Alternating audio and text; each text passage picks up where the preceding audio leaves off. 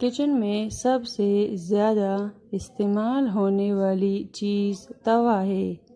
تیل اور گھی کے بار بار کے استعمال سے توے کے اوپر جلے ہوئے تیل اور گھی کی موٹی تہ بن جاتی ہے، جس کو صاف کرنا انتہائی مشکل کام ہوتا ہے۔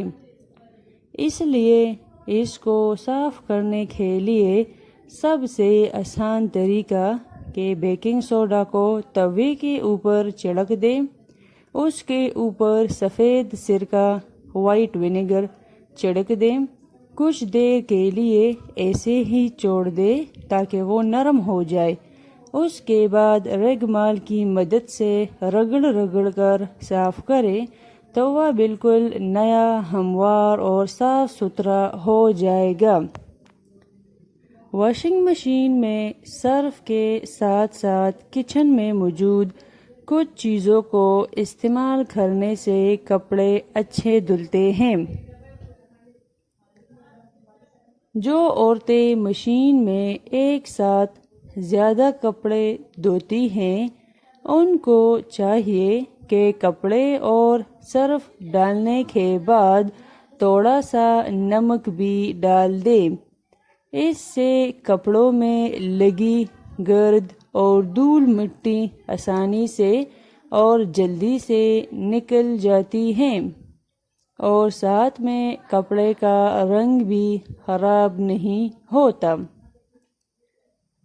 وہ کپڑے جن پر ہم بلیچ نہیں کر سکتے، لیکن اس پر لگے داغ کو ہٹانا بھی ضروری ہوتا ہے، کیونکہ داغ سمیت ان کپڑوں کو استعمال کرنا مشکل ہوتا ہے۔